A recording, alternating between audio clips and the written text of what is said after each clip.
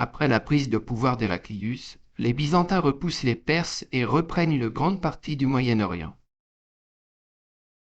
Ali, gendre du prophète et calife, est assassiné en janvier 661 à Koufa par un jeune kharidjite. Ses fidèles forment un parti nommé Tshia. L'unité du monde musulman voulue par le prophète est dangereusement remise en cause. Les musulmans remportent sur le Yarmouk une bataille qui leur permet de conquérir les possessions byzantines au Moyen-Orient et de s'assurer de la prise de Damas. En battant les Byzantins à Héliopolis, les musulmans prennent l'Égypte et s'ouvrent la porte vers l'Afrique du Nord. La défaite des Perses à Néhavent achève la conquête de la Perse et permet aux musulmans d'entrer en Asie centrale. La succession du prophète donne lieu à une lutte entre les Omeyyades et les tenants d'Ali. Ces derniers sont battus lors de la bataille de Kerbala, permettant à la dynastie omeyyade de prendre le contrôle de l'empire musulman. Les Mongols parviennent à détruire les États russes et la principauté de Kiev. Ils arrivent jusqu'en Pologne où ils infligent une terrible défaite à la chevalerie polonaise. Seule la mort du grand Khan sauve l'Occident de l'invasion. La lutte pour la suprématie en Asie centrale entraîne de nombreux conflits. Lors de la bataille de Talas, les Ouïghours parviennent à s'imposer.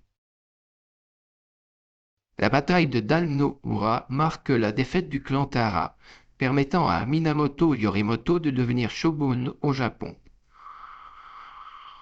En 1085, à l'issue d'un siège de 4 ans, Alphonse VI de Castille s'empare de Tolède, jusque-lors tenu par les musulmans. Ce succès est toutefois sans lendemain immédiat. Le 16 juillet 1212, les armées chrétiennes, lancées à la reconquête de l'Espagne, remportent à la nave de Tolosa une écrasante victoire sur les musulmans. Ce succès leur ouvre la porte de l'Andalousie. Les Perses sassanides remplacent les Parthes arsacides à la tête d'une région équivalente à l'ancien empire perse en 224. Défendant farouchement la culture et les valeurs iraniennes contre les influences extérieures, les Sassanides se révèlent en outre de féroces combattants et parviennent à préserver leurs immenses territoires. Un jour, vers l'an 610, Mahomet, en retraite spirituelle au mont Hira, eut une vision. Il voit l'archange Gabriel qui lui annonce qu'il est l'apôtre d'Allah. Une nouvelle religion est née, l'islam. Le 24 septembre 622, Mahomet et ses fidèles quittent la Mecque où ils sont persécutés et parviennent à Médine. Cette date est celle de l'Hégire qui marque une ère nouvelle. En l'an 630, sous la direction de Mahomet, les musulmans entrent dans la Mecque. Les vieilles idoles sont détruites, la ville sainte est désormais acquise à l'islam. En 610, un nouvel empereur prend le pouvoir à Byzance. Il mène immédiatement une politique d'expansion contre les Perses. Les premières défaites face aux musulmans entraînent un changement de dynastie à Byzance. La dynastie isaurienne tente de renforcer le pouvoir militaire afin d'assurer la défense de l'empire. La dynastie des Sui, qui entreprend de grands travaux, est renversée en 618. Lui succède la dynastie des Tang, qui va porter la Chine au rang de première puissance mondiale dans les 3 siècles de son règne. Le Japon connaît une première période de stabilité sous le règne de l'impératrice Suiko. Les structures féodales se mettent en place dans l'archipel. La période Nara est celle de l'expansion du shintoïsme au Japon. Elle correspond à une forte expansion du système féodal dans le Japon du Moyen Âge. La mort de Mahomet, le 8 juin 632, ouvre une période de luttes intestines au sein de la jeune communauté musulmane et qui met en péril l'unité voulue par le prophète. Après le meurtre d'Ali, gendre du prophète en 661, Muawiyah accède au califat. C'est la victoire du clan des Omeyyades sur les autres factions qui se disputent le pouvoir. En 750, la bataille du Grand Zab marque la défaite de Marwan II, dernier de la dynastie des Omeyyades. Il est assassiné en Égypte quelques mois plus tard, ainsi que toute sa famille. En 750, après sa victoire sur Marwan II, Abu el-Abbas devient le maître de l'empire musulman. Il est le premier de la dynastie des Abbassides. Surnommé le Victorieux, Abu Ja'far al-Mansour est le véritable fondateur de la dynastie des Abbassides. Il installe le califat à Bagdad et règne pendant 21 ans sur l'empire musulman. Après la chute des Abbassides, les Fatimides prennent le pouvoir en 910, selon une prophétie attribuée à Ali, gendre du prophète. Ils imposent bientôt leur domination à l'Égypte. Après la fin de la dynastie des Han, l'empire de Chine se divise. Cette période est appelée époque des 5 royaumes. Le Japon connaît une période conflictuelle durant laquelle l'empereur perd la réalité du pouvoir au profit du shogun. Durant cette période, les grandes familles se battent pour accéder au shogunat. L'expansion de l'islam en Asie centrale entraîne la création de nouvelles régions musulmanes. Mais bientôt, l'Asie centrale ne reconnaît plus l'autorité de Bagdad et se forme en sultanat indépendant. Le jeune Temujin, orphelin de père, mène une vie misérable avec sa famille dans les steppes d'Asie centrale. Dès l'âge de 15 ans, le futur Gengis Khan rassemble autour de lui diverses tribus éparses de cette région. En 1206, il est maître de toute la Mongolie. La conquête de la Chine par Gengis Khan et ses successeurs se déroule en 3 phases. Le premier royaume à connaître l'invasion mongole est celui des Silla en 1209. Le grand conquérant Gengis Khan décède des suites d'une chute de cheval en 1227 sans avoir pu mener à terme la conquête de la Chine. L'immense empire dont il est maître est alors partagé entre ses fils et ses petits-fils, Tolui, Batu, Jagatai et Oegodei. C'est Batu Khan, l'un des fils de Gengis Khan, qui conquiert la Russie et les territoires compris entre la mer Noire et la mer Caspienne.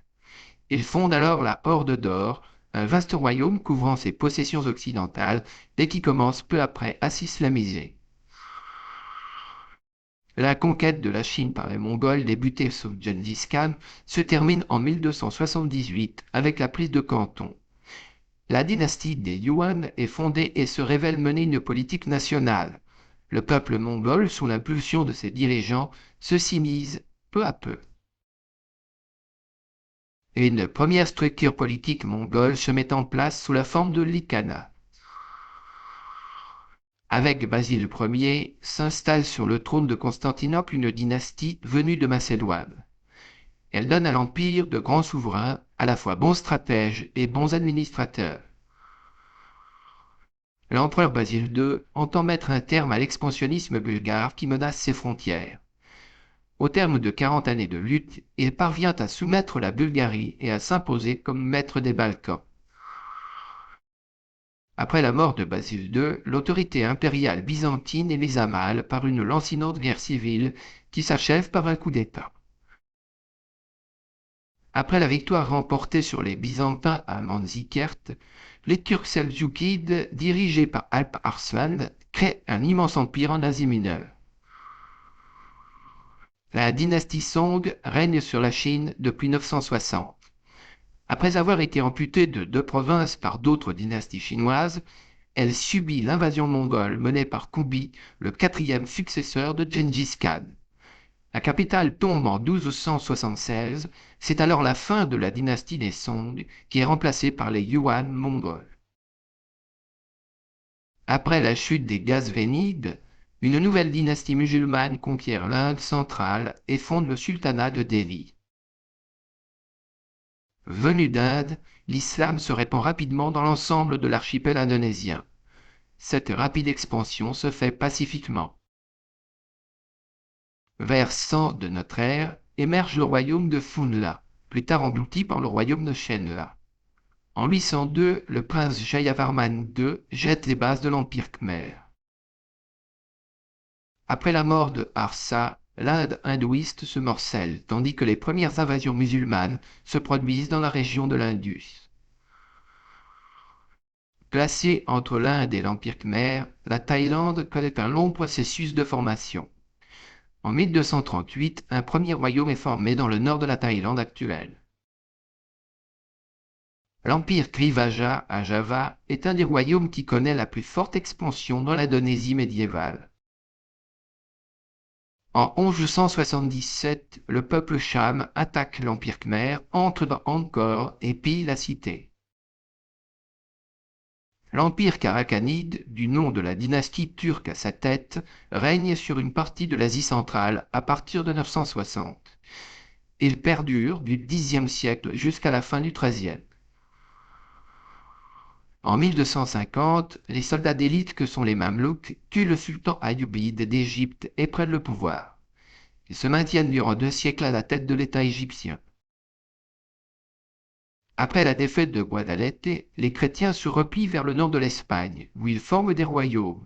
Très vite, ils entreprennent la reconquête de la péninsule. Les Berbères almoravides se constituent à la fin du XIe siècle un vaste empire qui comprend toute l'Afrique du Nord ainsi que l'Espagne musulmane. Tamerlane, un descendant de Gengis Khan, s'empare du royaume de Transoxiane, dont il était jusqu'alors le vassal en 1365. Puis il se retourne contre son allié Amir Hussein, le Khan de Malk, et le fait assassiner. Il s'autoproclame Khan en 1370, créant non pas un nouvel empire mongol, mais un empire turc. L'Arabie est mal connue avant le développement de l'islam. Cette zone désertique est parcourue de caravanes qui se ravitaillent dans les oasis. Autour de ces oasis, des villes se développent. Les hommes qui cheminent le long des routes commerciales pour aller en Chine importent aussi une religion. Le bouddhisme pénètre en Chine par la route de la soie et par les voies maritimes. En 670, Oghba ibn Nafi fait construire un camp militaire permanent à Kairouan.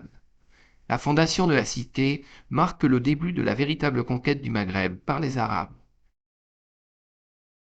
Chanté par les Mille et une nuits, le règne du calife Haroun al-Rachid est l'un des plus longs et des plus célèbres de la dynastie des Abbassides.